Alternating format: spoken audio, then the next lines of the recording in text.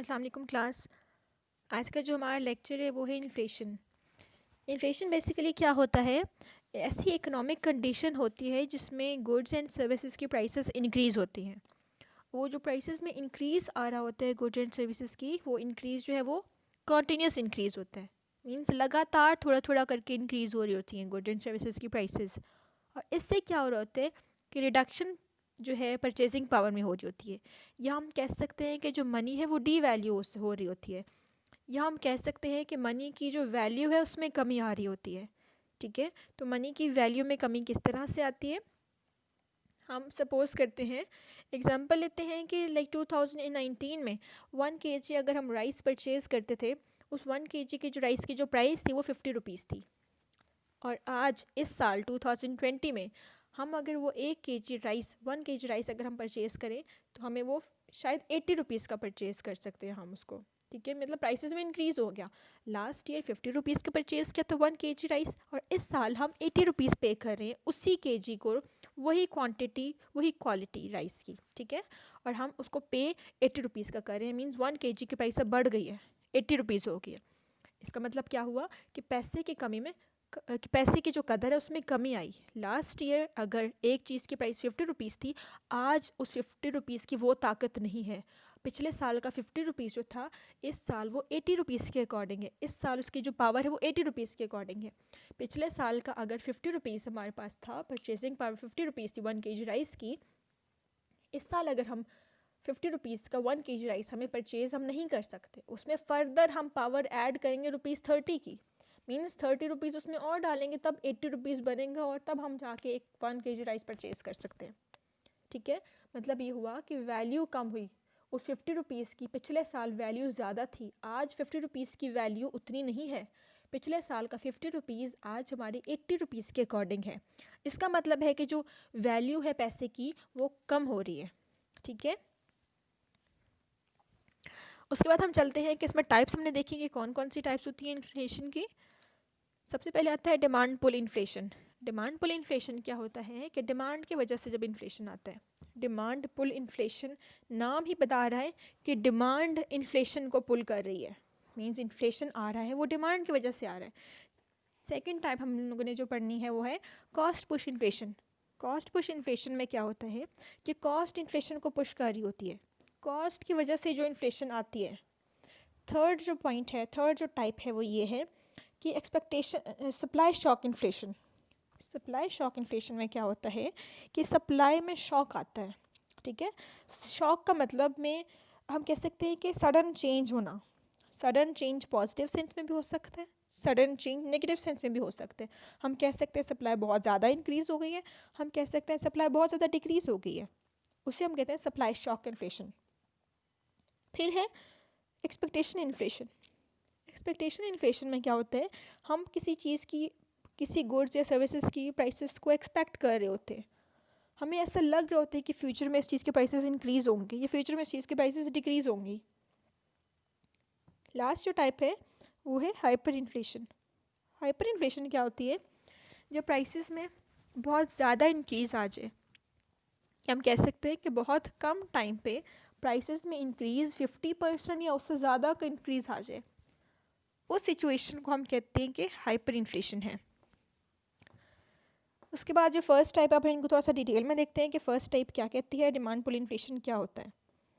Demand pull inflation is the upward pressure on the prices that follows a shortage in a supply.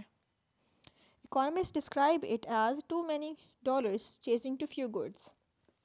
मतलब कि demand बहुत ज़्यादा हो जाए, सप्लाई लिमिटेड हो कमोडिटीज़ की, प्रोडक्ट्स, और डिमांड बहुत ज़्यादा हो जाए। जब डिमांड बहुत ज़्यादा हो जाती है, हम कहते हैं कि मार्केट में जो है शॉर्टेज आ गया, सप्लाई इतनी नहीं है प्रोडक्ट्स की, डिमांड बहुत ज़्यादा हो गई है, हम कह सकते हैं कि मार्केट में शॉर्टेज है। ठीक है, फिर सेकंड पॉइंट इसमें है demand pull inflation is the tenant of Keynesian economics that describe the effect of an imbalance in aggregate demand and supply. कि केनेजियन के दौर में ये उन्होंने डिस्क्राइब किया था, केनेजियन ने डिस्क्राइब किया था कि जब एग्रीगेट डिमांड और एग्रीगेट सप्लाई इम्बैलेंस आ जाए, मींस जब डिमांड और सप्लाई एक पॉइंट पे इंटरसेक्ट करती हैं, हम कहते हैं वो इक्विलिब्रियम पॉइंट होता है। लेकिन इम्बैलेंस का मतलब है सप्लाई ज़्यादा होगी, डिमांड कम होगी, या डिमांड ज़्यादा हो गई, सप्लाई कम हो गई, तो मार्केट डिसइक्विलिब्रियम पे चली जाती है। ठीक है, इक्विलिब्रियम मार्केट में नहीं रहता। हम कहते हैं या तो सरप्लस होगा या शॉर्टेज हो जाएगी। ठीक है, सप्लाई अगर ज़्यादा है, डिमांड कम है, हम कहेंगे कि सरप्लस है मार्केट में प्रोडक्ट्स का। इसी की तरह हम बात करें, अगर डिमांड ज़्यादा है, सप्लाई कम है, तो हम कहते हैं कि डिमांड ज़्यादा, सप्लाई कम का मतलब है कि हम कह सकते हैं यहाँ पे शॉर्टेज आ गई। ठीक है, प्रोडक्ट्स की शॉर्ट हो गए प्रोडक्ट्स। हम अक्सर बात करते हैं ना जिस तरह से कि फ़लाँ चीज़ शॉर्ट हो गई है, आजकल अवेलेबल नहीं है, मार्केट में नहीं मिल रही। मार्केट में तो होती है लेकिन सप्लाई उसकी बहुत कम होती है, बहुत रेयर सप्लाई होती है, डिमांड उसकी बहुत ज़्यादा हो जाती है। ठीक है, तो हम यहाँ पे ये कह सकते हैं डिमांड पुल इन्फ्लेशन में कि एग्रीगेट डिमांड, इकोनॉमी की डिमांड, ओवरऑल डिमांड बहुत ज़्यादा हो जाती है एज़ कम्पेयर टू सप्लाई, या demand is greater than supply. Supply उतनी ही है, डिमांड बहुत ज़्यादा हो गई। जब प्रोडक्ट्स की डिमांड बहुत ज़्यादा हो जाए तो सप्लायर या प्रोड्यूसर क्या करता है, प्रोडक्ट्स की प्राइसेस को थोड़ा सा इंक्रीज़ कर देता है ताकि डिमांड कम हो जाए। थोड़ी सी डिमांड को कम करने के लिए अपनी प्राइसेस बढ़ा देता है। ठीक है, यहाँ पे हमने एक एग्जांपल ली, अगर एक मार्केट में 5 टेलीविजन्स हैं, ठीक है, और 50 लोग चले गए वो टेलीविज़न ख़रीदने, ठीक है, इसका मतलब है सप्लाई बहुत कम है टेलीविजन्स की और डिमांड जो है वो बहुत ज़्यादा करने लगे लोग। फिर क्या करेगा सप्लायर, प्राइसेस थोड़ी सी बढ़ा देगा, जो टेलीविज़न है उसके पास वो प्राइसेस बढ़ा देगा। वो ये सोचेगा कि जिन लोगों ने लेनी है वो इस प्राइस पे भी लेंगे, इंक्रीज प्राइसेस पे, और कुछ लोग शायद छोड़ के चले जाएं, थोड़ी सी डिमांड कम हो जाए। जब प्राइसेस इंक्रीज हो जाएंगे ऑब्वियसली डिमांड थोड़ी सी कम हो जाएगी, फिर क्या होगा कि वो प्राइसेस अपनी बढ़ा देगा। ये जो डिमांड की वजह से, डिमांड के ज़्यादा होने की वजह से जो प्राइसेस बढ़ रही हैं, इसको हम कहते हैं demand pull inflation. Second case है cost push inflation.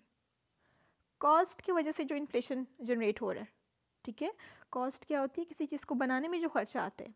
Cost push inflation occurs when we experience rising prices due to higher cost of production and higher cost of raw material. Means आपके raw material जो आप use कर रहे हो production में, या जो आपकी कॉस्ट ऑफ प्रोडक्शन है, means factor of production, land, labour, capital, organisation, इनके जो कॉस्ट हैं, जैसे लैंड पे हम रेंट पे कर रहे होते हैं, लेबर्स को हम सैलरीज या वेज दे रहे होते हैं, ठीक है, ये जो रॉ मटेरियल हम परचेज़ कर रहे थे उनकी कॉस्ट बढ़ जाए, चीज़ बनाने पे ख़र्चा बढ़ जाए, तो ऑब्वियसली चीज़ बनाने पे ख़र्चा बढ़ेगा तो जो सप्लायर है, प्रोड्यूसर है, वो चीज़ों की प्राइसेस भी बढ़ा देगा। ठीक है, तो कॉस्ट की वजह से जो इन्फ्लेशन आ रही है, कॉस्ट की वजह से जो प्राइसेस इंक्रीज हो रही हैं, उससे हम कहते हैं cost push inflation. Third type जो है सप्लाई शॉक इन्फ्लेशन। हम यहाँ डिस्कस किया हमने कि पॉजिटिव सप्लाई शॉक भी होती है, नेगेटिव सप्लाई शॉक भी होती है। पॉजिटिव सप्लाई शॉक का मतलब क्या है कि इकोनॉमी में किसी भी रीज़न से आपकी सप्लाई ज़्यादा हो गई है, ठीक है, आपकी सप्लाई बहुत ज़्यादा हो गई है, तो जब मार्केट में सप्लाई ज़्यादा हो जाती है, डिमांड कम हो जाती है, इसे हम कहते हैं सरप्लस है। मार्केट इस इक्विलिब्रियम है ना, इक्विलिब्रियम में तो नहीं, इक्विलिब्रियम तब होगा जब डिमांड और सप्लाई सेम हो, एक पॉइंट पे इंटरसेक्ट करें, जितनी सप्लाई की जा रही है उतनी डिमांड हो, जितनी डिमांड की जा रही है उतनी सप्लाई हो। लेकिन पॉजिटिव सप्लाई शॉक में बात करते हैं जब सप्लाई बहुत ज़्यादा हो, जो डिमांड कम हो जाए, जिसको हम सरप्लस भी कहते हैं। जब मार्केट में सरप्लस आता है, सप्लाई बहुत ज़्यादा हो जाती है, तो प्रोड्यूसर प्रोडक्ट की प्राइसेस कम कर देते हैं। प्राइसेस कम इसलिए करते हैं ताकि लोग ज़्यादा डिमांड करें इसकी, ठीक है, डिमांड और जो लॉ ऑफ डिमांड हमने पढ़ा था कि प्राइसेस के कम होने से ज़्यादा लोग डिमांड करेंगे। तो जब सरप्लस होता है इकोनॉमी में तो प्राइसेस थोड़ी सी कम की जाती हैं ताकि लोग ज़्यादा डिमांड करें। ठीक है, ये हमने पॉजिटिव सप्लाई शॉक पढ़ा। अब नेगेटिव सप्लाई शॉक में क्या है कि सप्लाई एडवर्सली इफेक्ट हो गई है। मीन्स आपने जो भी आप किसी चीज़ को सप्लाई कर रहे हो, किसी भी नेचुरल डिज़ास्टर की वजह से, किसी भी रीज़न से आपकी सप्लाई बहुत ज़्यादा कम हो गई है। नेगेटिव सप्लाई मीन्स सप्लाई, आपका आउटपुट जितना प्रोड्यूस कर रहे थे बहुत कम हो गया। जब आउटपुट बहुत कम होता है, ठीक है, इसका मतलब है आपकी सप्लाई कम है। अब सप्लाई कम कैसे होती है, ऑब्वियसली डिमांड ज़्यादा होती है तभी सप्लाई कम होती है। ठीक है, डिमांड जब ज़्यादा हो जाती है और सप्लाई कम होती है, हम उससे कहते हैं नेगेटिव सप्लाई शॉक है। उसमें हम किस तरह से डिस्कस करेंगे। नेगेटिव सप्लाई शॉक में क्या होता है, जब आउटपुट बहुत कम जनरेट होता है, प्रोडक्शन बहुत कम कर रहे होते हैं, तो सप्लायर प्राइसेस बढ़ा देते हैं प्रोडक्ट्स की। और प्राइसेस बढ़ाते हैं तो क्या होता है कि प्राइसेस, वो जो सप्लाई कमी की वजह से जो प्राइसेस बढ़ रही हैं, उस प्राइस बढ़ने को हम इन्फ्लेशन कह रहे हैं। वो होता है सप्लाई शॉक इन्फ्लेशन, हम इसको नेगेटिव सप्लाई शॉक भी कहते हैं। ठीक है, उसके बाद हमारा जो नेक्स्ट पॉइंट है, नेक्स्ट टाइप है एक्सपेक्टेशन इन्फ्लेशन। एक्सपेक्टेशन इन्फ्लेशन क्या होती है कि कुछ लोग एक्सपेक्ट कर रहे होते हैं कि इस प्रोडक्ट की प्राइसेस इंक्रीज़ करेंगी फ्यूचर में, ठीक है। तो जब हम ये सोच रहे होते हैं, हमें ऐसा लग रहा होता है कि फ्यूचर में इस चीज़ की प्राइसेस इंक्रीज़ होंगी, हम आज ही जाके उस प्रोडक्ट को ख़रीदने लग जाते हैं, मींस आज ही जाके उसकी बहुत ज़्यादा डिमांड करने लग जाते हैं। तो आज के दिन उसकी सप्लाई तो लिमिटेड है, लेकिन डिमांड बहुत ज़्यादा लोग करने लगे, डिमांड बहुत ज़्यादा करने लगे, सप्लाई लिमिटेड है, तो प्राइस जो प्रोड्यूसर होगा, जो सेलर होगा, प्राइसेस थोड़ी सी इंक्रीज़ कर देगा। ठीक है। हमने एक्सपेक्ट किया था कि फ्यूचर में इस प्रोडक्ट की प्राइसेस बढ़ जाएंगी, उस एक्सपेक्टेड से बचने के लिए, उस सोच से बचने के लिए हम आज ही मार्केट चले गए और हमने चीज़ें ज़्यादा क्वांटिटी पर परचेज़ करना शुरू कर दी और ज़्यादा लोगों ने डिमांड करना शुरू कर दी। आज के दिन तो उस प्रोडक्ट की सप्लाई कम है, इतनी ज़्यादा तो नहीं है, डिमांड बहुत ज़्यादा होगी। सेम वो डिमांड पुल इन्फ्लेशन वाला कॉन्सेप्ट आ जाएगा, सप्लाई कम है और डिमांड बहुत ज़्यादा करने लगे, फिर सप्लायर क्या करेगा, जो प्रोडक्ट्स उनकी प्राइसेस को थोड़ा सा इंक्रीज़ कर देगा। जब प्राइसेस इंक्रीज़ करेगा उसका मतलब है आपकी एक्सपेक्टेशंस जो थी वो सच साबित हो गई, मतलब प्राइसेस उसी टाइम पे इंक्रीज़ हो गई। लास्ट जो टाइप है हाइपर इन्फ्लेशन। हाइपर इन्फ्लेशन क्या होता है कि जब जनरल प्राइस लेवल में बहुत ज़्यादा इंक्रीज़ हो जाए, एकदम से इंक्रीज़ हो जाए और बहुत ज़्यादा इंक्रीज़ हो जाए, उसे हम कहते हैं हाइपर इन्फ्लेशन। हाइपर इन्फ्लेशन में हम किस तरह कह सकते हैं कि किसी प्रोडक्ट की प्राइसेस बहुत शॉर्ट टाइम में 50% या उससे ज़्यादा इंक्रीज़ हो गई हैं। ठीक है। जैसे सुबह आप एक पेन परचेज़ करते हो, उसकी प्राइसेस 5 रुपीज़ है, और शाम को वही पेन परचेज़ करते हो, उसकी प्राइसेस 9 रुपीज़ है। ठीक है। एक ही दिन में इतना ज़्यादा इंक्रीज़ आया, एक ही दिन में इतना ज़्यादा प्राइसेस चेंज हो गई बहुत शॉर्ट टाइम में। या आज के दिन इस प्रोडक्ट की प्राइसेस इतनी हैं, कल के दिन इतनी हो गई, मतलब शॉर्ट टाइम में, कुछ थोड़े से टाइम में बहुत ज़्यादा प्राइसेस में इंक्रीज़ हो गया, या वो जो प्राइसेस में इंक्रीज़ है वो 50% या उससे ज़्यादा हो गया। इसे हम कहते हैं हाइपर इन्फ्लेशन। तो क्लास ये टॉपिक है, इसके साथ आप लोगों को एक असाइनमेंट दी गई है कि आप लोगों ने कॉजेज़ ऑफ इन्फ्लेशन फाइंड करने हैं, 6 to 8 पॉइंट्स आपने लिखने हैं। इसी तरह से हेडिंग बना के उनको एक्सप्लेन कीजिएगा। फिर भी अगर कोई टॉपिक में कोई बात इस तरह समझ नहीं आती तो आप लोग पूछ सकते हो। ओके क्लास, अल्लाह हाफिज़।